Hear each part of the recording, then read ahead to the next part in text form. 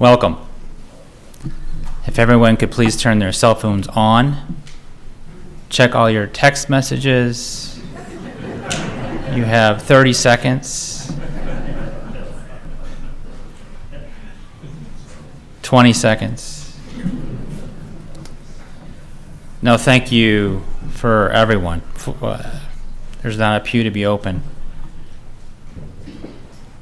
I know that Monica would be greatly appreciative for your presence this afternoon. We're going to spend time sharing stories, memories of her, many that you will know, some you won't.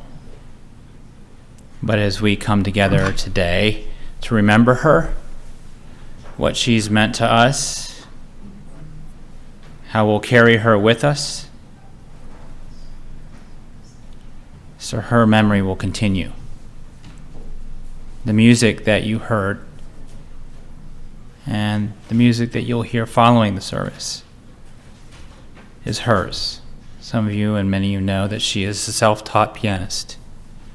And there is one thing and only one thing that she requested, that this music be played today. So let that be her voice as we spend this time together. Can you hear me okay? Okay.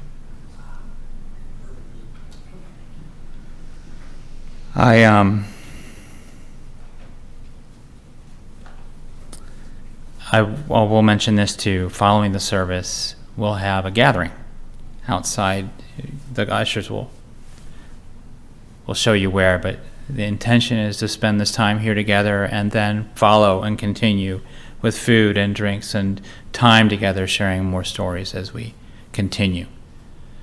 I'd ask Jonathan, if you please.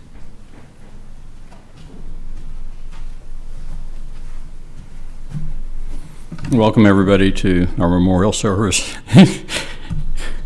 in honor of Monica, PhD and professor, who also published scholastic public articles under Monica Harris. She was my lovely wife of almost 25 years, and I was blessed to share her life with the last 28 years. For those of you who knew her, we get to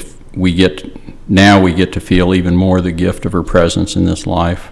For those of you who never met her, it will be the spirit and soul of Monica's goodness and love of life that will be freely shared with you. Monica was not perfect, thank goodness, none of us are, but she was smart, dedicated, tireless, relentless, and meticulous in the pursuit of knowledge and truth. She was loving and caring almost to a fault, because she might overlook her own needs in order to help someone else. Her geography skills were miserable, and I won many quarters from her betting on lakes, states, north, south, east, and west, and national borders. In addition to being a wonderful lover, hugger, and back scratcher, she was someone I could discuss science, politics, religion, business, books, films, and especially music with. To paraphrase Hollywood, I would say to her, "You had me at, what? You've never heard Dire Straits on CD?" All the music she shared with me enriched my life, and whether her burning desire was to see Mark Knopfler or Ludovico Einaudi live, I'm grateful I could be there to go with her. Cute sayings aside, when Monica first interacted with my oldest daughter, Larissa, in a loving and caring way, and as a positive role model for modern womanhood, then she really had me.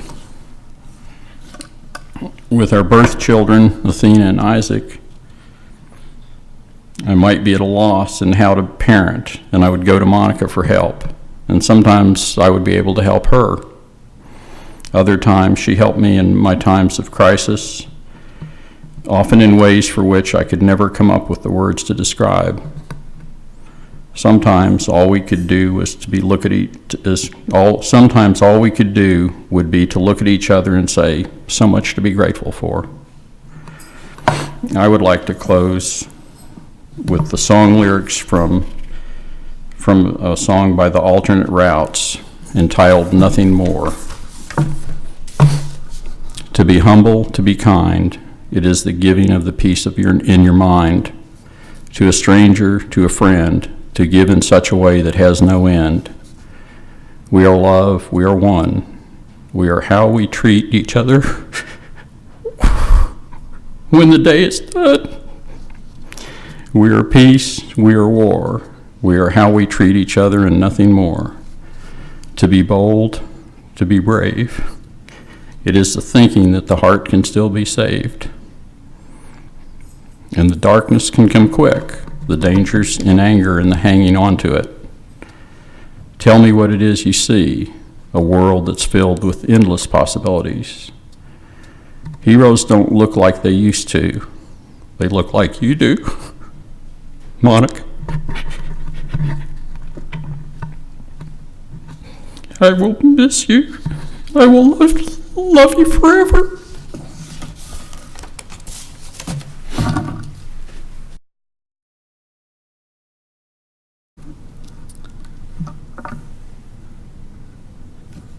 I met a teacher once that told me the secret of what made a great teacher.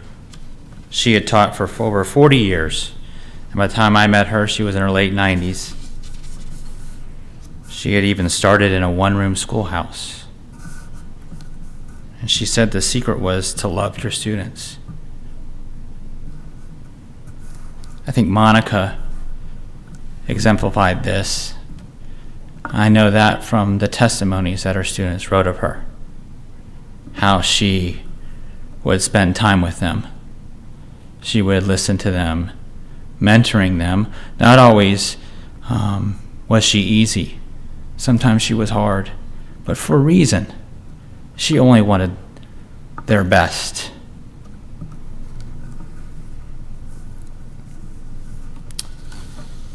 Her student, Tim Deckman, shared this.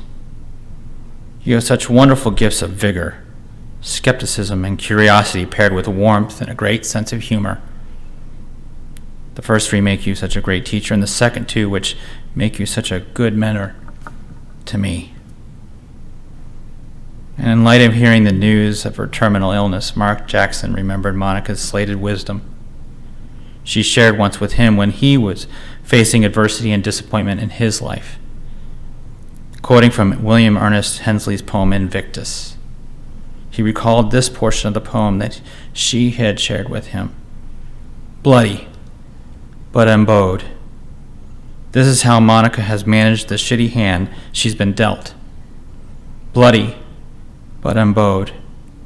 This is how all of us who love her, who are better people for having known her, will emerge after her passing. And finally, her legacy. While you may not be physically here to celebrate grandchildren, you have inspired, educated, and loved an entire generation of students. And they are taking your mastery and pouring it out onto their students. In my 20 years of teaching, I'm sure I've taught over 5,000 plus students. That's a lot of grand students that are reaping your master and your mentoring. Julian Young. And as for me, I got to serve her as her hospice chaplain at the end of her life. And what struck me about Monica was this, that in speaking with her, she would always divert the conversation to her family, because this was her purpose and her meaning. She was ever concerned for their well-being over and against anything that she was struggling with. She was concerned for Athena and Isaac and continuing their lives from here, even into her illness and now her death. And for John, concern for him and the life being separated from him and the life he now has to live without her. And this wasn't lost on her students. She showed them the boundaries of family and professional life and how important they were to keep separate, but also that family overtook anything in her life. this love and fondness for family was naturally taught and observed.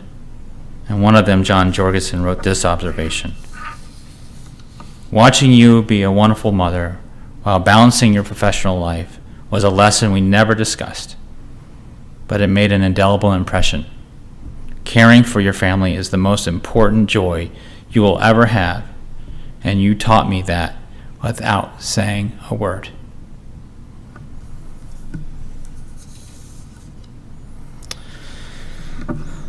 So having said that, spoken about family, I'm going to ask Larissa to come up and speak.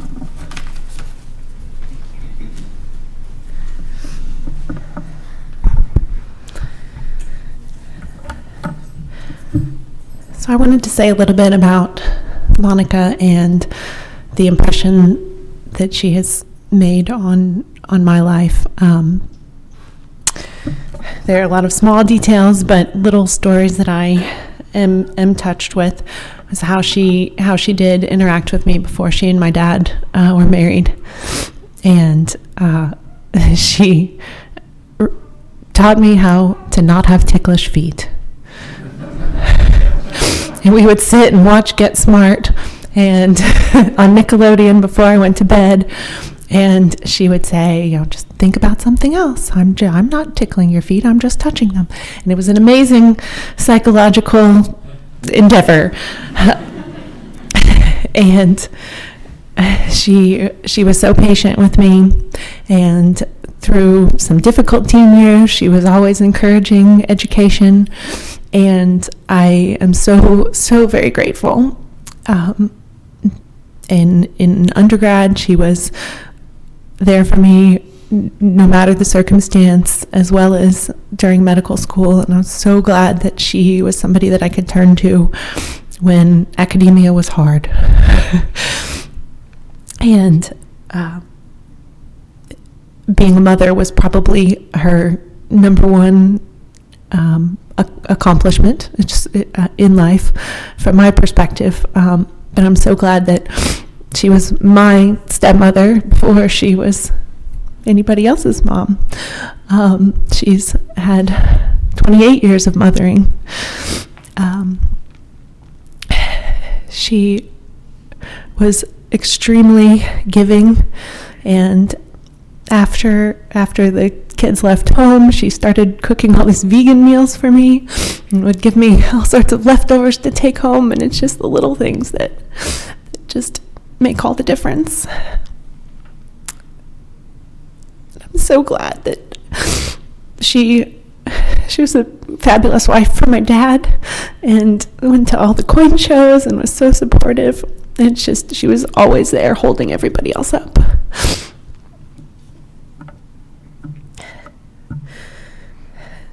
And she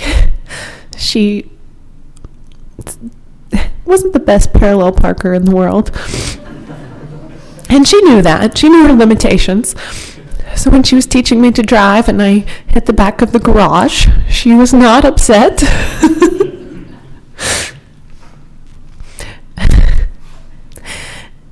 And in spirit, I think she will always be there when we eventually have kids. But I'm very sorry that she could not be a grandmother here on earth. But her memory and her teachings will live on. I love you, Monica.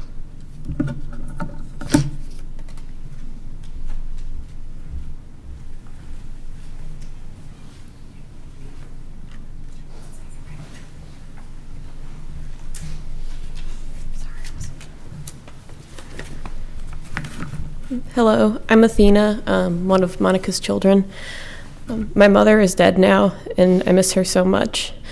And every day since she's passed, I've wanted to show or tell her something, like a picture of our cats or an article or something I'm going to do at school. I think the hardest part of this coming fall is that I'm going to be going into my first graduate level research methods class, and she won't be here to help me if I need it, because she was always there for me to help about statistics and so smart with all of it. And this past weekend, I just brought home my textbook from my class so that she could pass withering judgment upon it. And So many people over the past few days have talked about her kindness first, but I loved her kindness, but I also loved her willingness to judge and to hold grudges, because there's no one else in the world will back me up and trash talk my enemies like she would. The people she'd never met before, but they had wronged me, so she was, yeah. And there's nobody else who will call me out as frequently as she did for when I watch trashy reality television. And now I won't be able to sit with her on weekend mornings and listen to her read the lines from obituaries that she thought were the most tasteless. And so please don't get my intentions wrong. She was also so nice and so caring to everyone in her life. She took on the care for many people that she did not have any obligation to do, besides the fact that she loved them and she saw that they needed her care. And she was incredibly tender and caring to all animals too. She was the one who taught me to pick worms up off the sidewalk and carry them to safety, and we kept saving them until the end. I will miss her so much. We always believed that we had a psychic bond, and on some level I truly do think that my thoughts were hers and hers were mine. There's no one else I'll be able to talk to in the same way, and there's no one else in the world that I can completely fall apart and cry in front of like I could in front of her, because I knew she would always make things okay in the end. Until she was very ill, she would always wait up at night for me to return home from college, and there's no one else who would greet me when I come home with the same presence and the same smile that she did. And she cared so much for her children, for me and Isaac and Larissa, and was so proud of us. She did say that we were her proudest achievements, and as you all will have seen, she has so many achievements to choose from. If we were her achievements, then surely her mothering, just everything, the massive, so many hours of mothering us was a huge part of that. And she was the best mother ever. Even in the hospital this past weekend, she would rub my back to comfort me. And at the end of her life, her first concern was that Isaac and I would continue our education and lives as much as possible. And back when I was in high school, she retired so she could spend more time with her family and her hobbies. And I'm so glad that I got to spend a wonderful few years of extra time with her. She was my best mother friend and was so devoted to taking care of me and Isaac. She ended up basically assistant coaching my school's academic team, and on many occasions she heroically drove us all hundreds of miles to tournaments, even in snow and fog and overnight, even when she had only gotten 1 hour of sleep the night before, which I wasn't allowed to tell anyone until now. She drove me to school every day before 7 a.m. for years, and I have so many good memories of listening to her music and hearing her talk about it and hearing her share her love for it on those drives. She took me to see some of our favorite musicians in concert, like The National and Josh Ritter and Nightwish, even if it was a school night. And one day after school, in high school, she sternly told me to go do my laundry, but there was a surprise litter of newborn foster kittens sitting right in front of our dryer. She was the cool mom, but she still always expected the best for me and gave me so much love. I know that I have that love to pass on, and I know that I made her proud, and she was proud that I was loving and caring. And even now that she's gone, she raised me to be this way. I miss you, Mom, and I am part of you, Mom, and I will love you forever.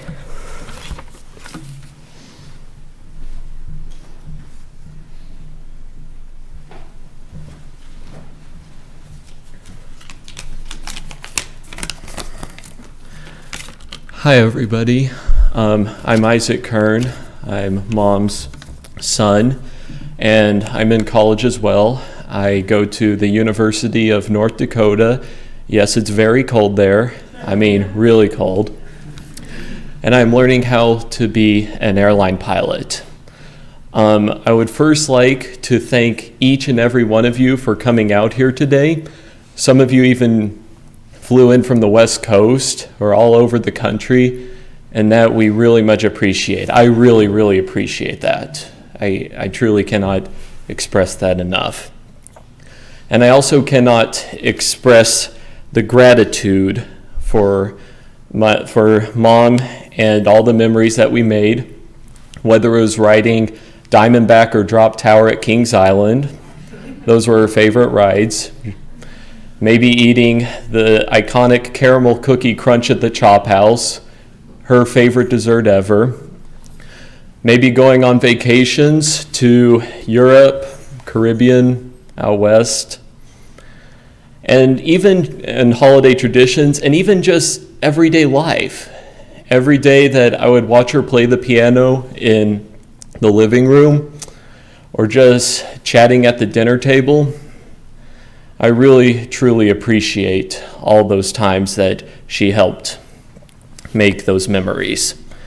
And it is pretty sad because one of her wishes in life was not only to see me graduate from UND, but be able to take a flight where I am sitting in the cockpit.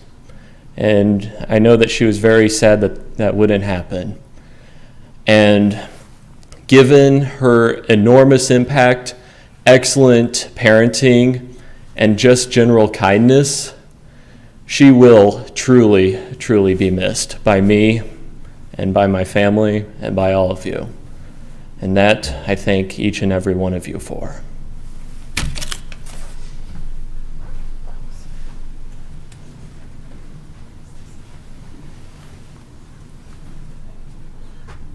Professor Milich?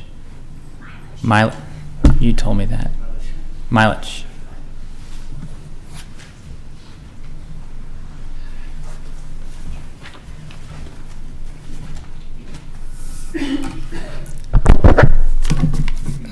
Eulogies are difficult, obviously, but this is especially hard for me because it's the first presentation I've done in 20 years that Monica hasn't revised / cut.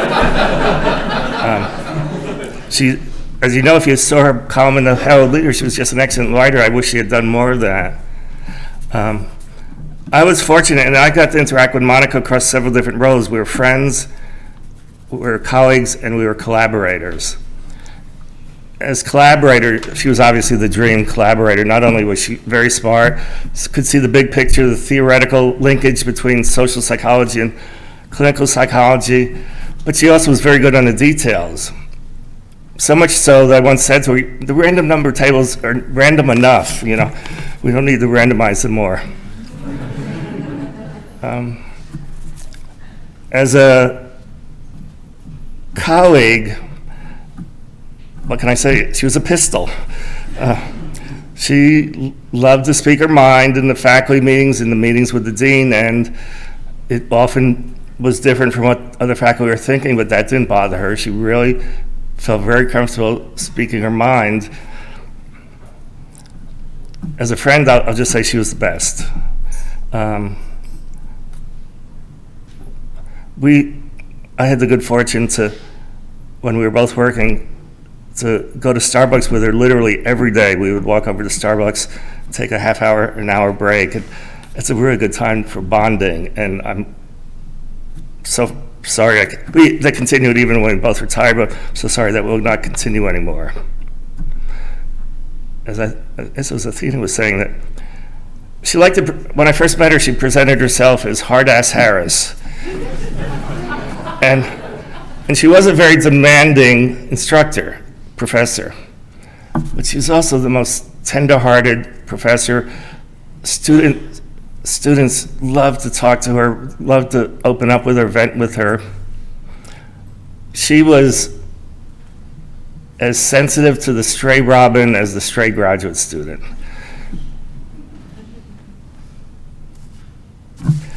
Let me stop there. As I said, she was the best. I'm really sorry. I'll never have that chance again to interact with her.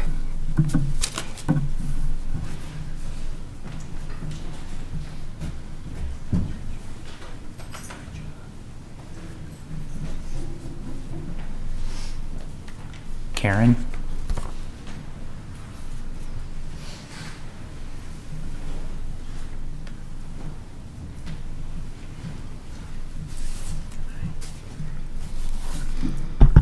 Hi, I'm Karen McKenzie, and I met Monica in 1993 when I was a first-year graduate student, which means I've known her most of my life.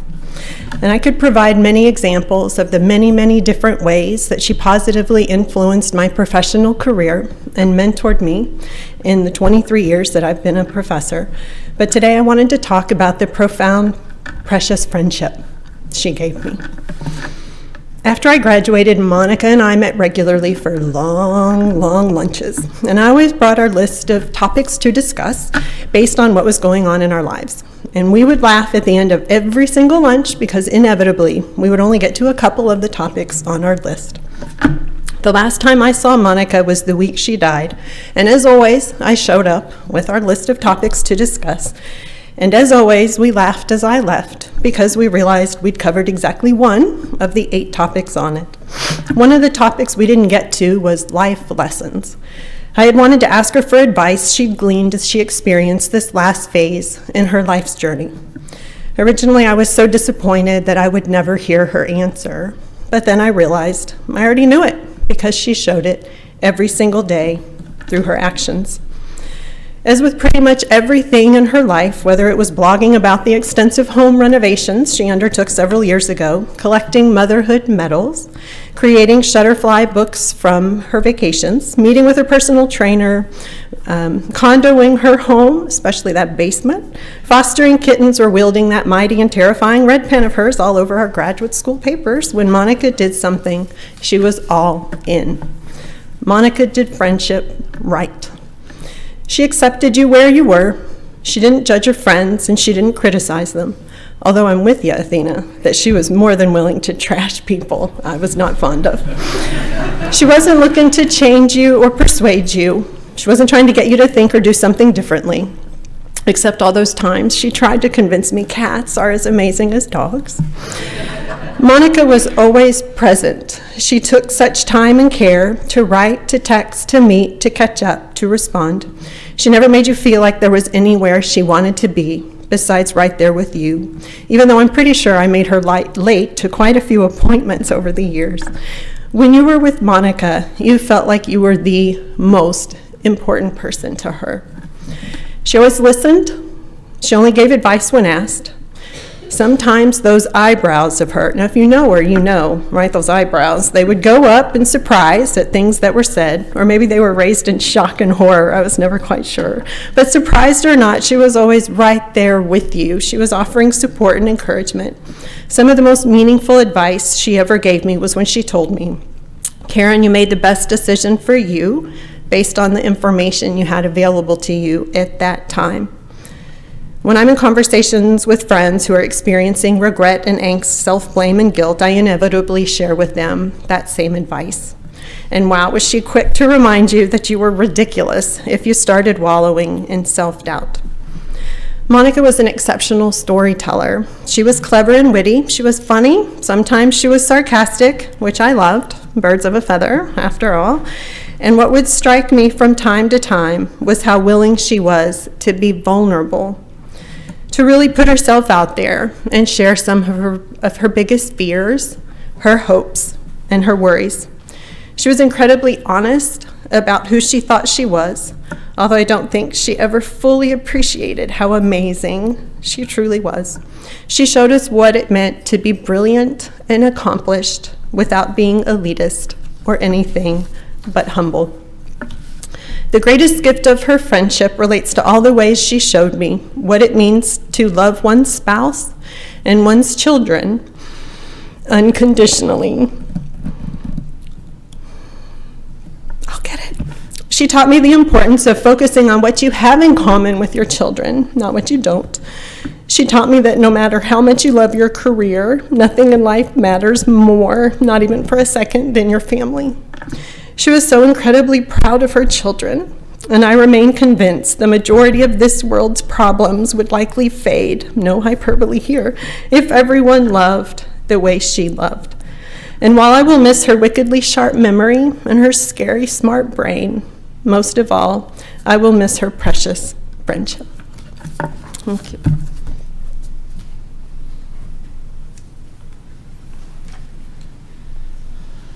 Thank you, Karen. Dr. Arnie Saslow.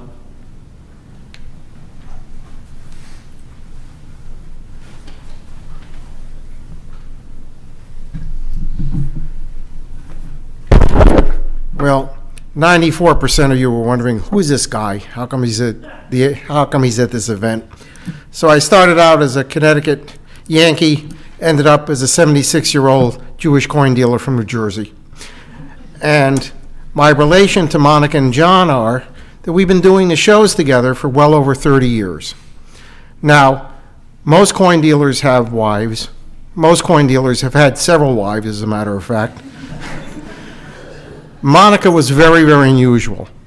Not only was she at the shows with John, but she schlepped the kids to the shows with John. So we started out with Dr. Larissa, who had a much cuter nickname in those days. And we would go out to dinner, always an Indian restaurant. John and I and Monica loved Indian food. And John and Monica would take home the leftover Indian food, and they'd eat it for lunch, cold, the next day. And I never could figure out why the two of them didn't die of gastrointestinal infections. But they seemed to be okay. And then along came the young'uns, as they say down here in Kentucky, Athena and Isaac, and they made their appearances, and they were at the coin shows with us, and we'd take them out to dinner, and they would try to figure out why we were trying to force them to eat this highly poisonous food, and running around the restaurant, and Monica, no hair ever went out of place. She didn't raise her voice. Back home, we would have smacked them, but not down here. And we just always had a great time. Now, the best anecdote that I can tell about Monica is we're doing a show up in Boston, and in those days, all I did was ancient coins. I didn't have a store in those days. And my manager and I would come to the show, and we would have several display cases filled with maybe $500,000 worth of ancient coins. Greek gold, Roman gold, that kind of stuff. We did the show up in Boston, packed up, and we drove back home. The next day, I got a call from John. He says, "Did you lose anything?" And quite honestly, I could have lost a lot of things, and I wouldn't be aware of it. And he says, "Monica happened to be walking by your case, and in your case was a silver decagram." Well, now you don't know what that is, but it's a Greek ancient coin. It's about the size of a $50. It's struck around 400 BC, and in those days it was worth $25,000. And I left it behind. I packed up my case and just forgot about the coin. Well, you know, if Monica had been a wife from New Jersey or New York, she probably would have said, "Forget about it." But in this case, being Aunt Monica and being the honest person that she was, she, of course, gave it to John, and John called me up and said, "You are the biggest dope I ever met. You left behind a $25,000 coin." So I just have fantastic memories of Monica that go back well over 30 years, and of John. This is my first time in, I guess you guys say, Old Cane Tuck. No, they don't say Old Cane Tuck. I'm pretty sure I saw it on Davy Crockett. I'm pretty sure they did. And I got to tell you a joke that my wife said, "Don't you dare tell," but I'm from New Jersey, so what the hell. So I said to my wife, you know, I'm going to do a eulogy in Kentucky, and I don't know what to wear. So I said, I'd like you to go and get me something to wear. So she went to Macy's and Lord & Taylor and Nordstrom's, and nobody had a black tractor cap or black bib overalls. So I assumed I wasn't going to be properly dressed. And John told me at the repast they were having possum.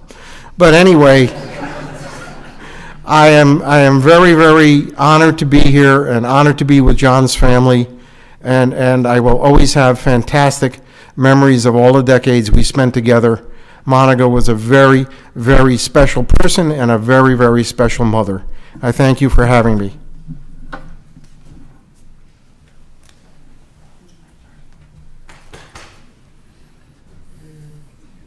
Thank you, Dr. Seslow.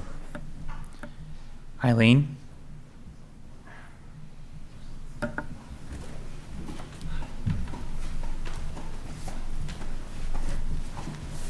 I'm Eileen, Monica's biggest sister, and I'd like to follow up on something first that Larissa said about the garage door.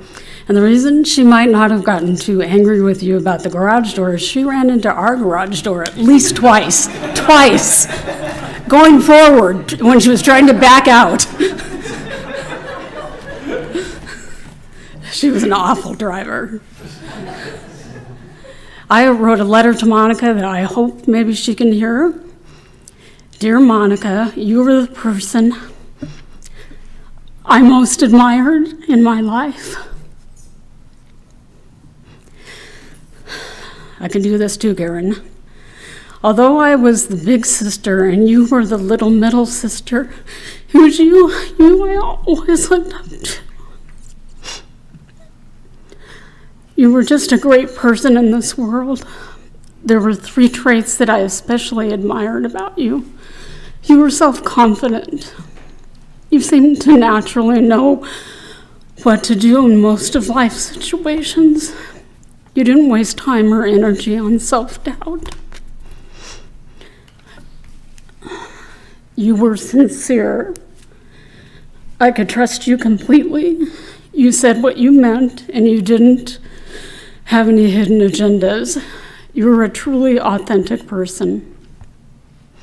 You were a strong person. You've always had an inner strength that carried you through the challenging times in your life.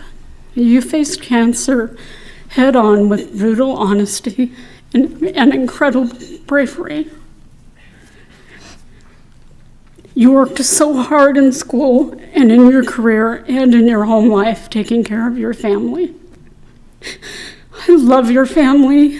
Thank you so much for marrying John and bringing Athena and Isaac into the world and my life.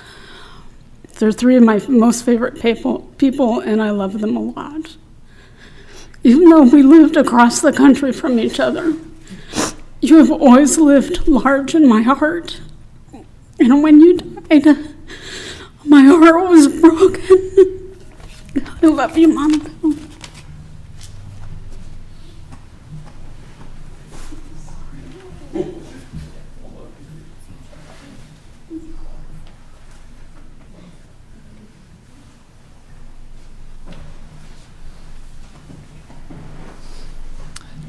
Thank you, Eileen. Neela?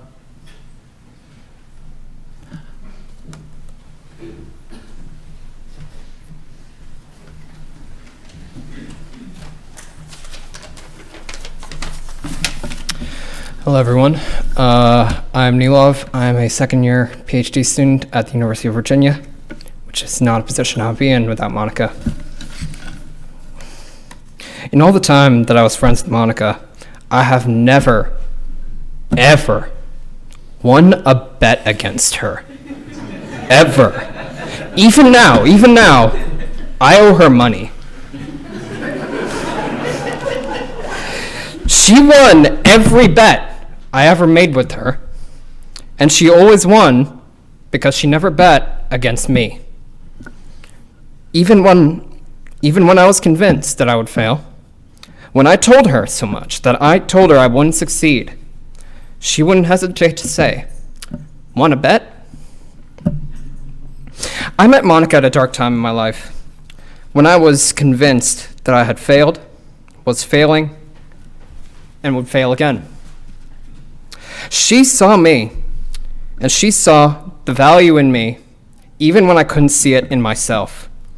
In a world without free lunches, she saw fit to give me one all the same. And it would be fair to say that, along with the money, I owe her my life as well.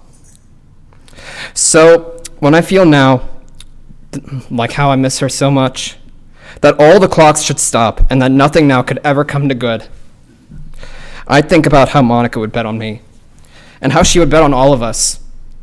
No matter how much we think that the odds are stacked against us, I think she knew that we would be okay. I think she would bet me on it, and she hasn't lost a bet with me before.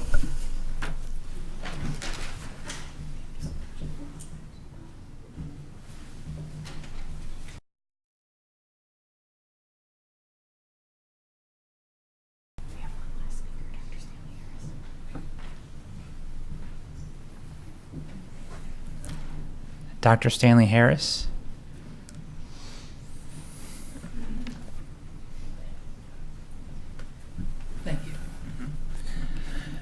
I appreciate the chance to be here and at this gathering and to say a few words. I have an intention to maybe cover 3 little things. And the first one is a thank you. The second one is a little tiny bit of Monica's history and my history.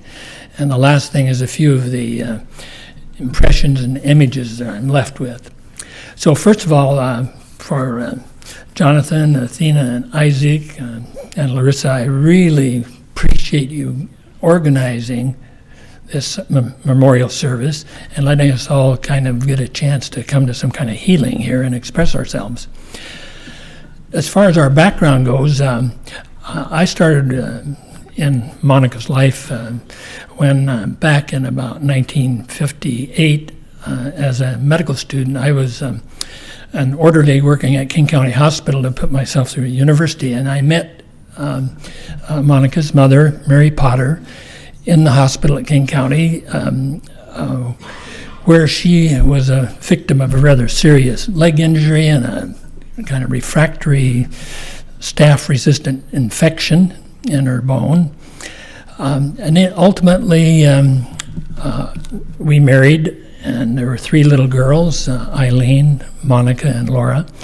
And we moved into the Yesler Terrace low-income housing area, where I remember her as being a very cute little, very light blonde-haired girl. And although there were plenty of troubles that came in our marriage, and a lot more troubles even than their life growing up, at that time, I thought the children were quite happy. So those were good memories and good times. Ultimately, we divorced, and I moved into Harborview Hall next to the hospital there while I was an intern. And there were then years in which we were basically separated until Mary allowed the kids to come back to Seattle during the summers. And I would fly our Beach Bonanza down there and pick them up and bring them up for a month or 2 in the summer. And we shared at least some of the kind of things that every children should have. That is, at least some relationship with their cousins, and we went on picnics and hiking here and there, and we flew back over to the Lost River where we have a cabin and had an experience. Monica even got the benefit of summer employment in Linda's commercial greenhouse, with just a little side benefit. Well, she was a super student and successful in school, to say the least, at the University of California, Riverside, and then honors in her master's program, and finally full scholarship to Harvard. Very impressive.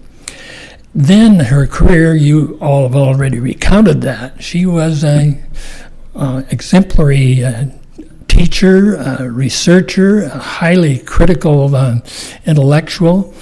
And we were just lucky to know all of that with her. Finally, she was, as far as myself and our immediate family, she was a very generous person. And among other things, she sent me books for every birthday and holiday, and she introduced me to the apocalyptic genre, which I wouldn't have known otherwise, and she introduced me to New Age music. So sent me 11 solo piano CDs over the years, which I've listened to hundreds of times. I was lucky to spend a week just one-on-one with her here recently while Jonathan had to attend a coin show. And that was a very special way for us to kind of empathize and say goodbye. Anyway, this whole occasion here now will help me a lot, I think, as I pass on myself. Thank you.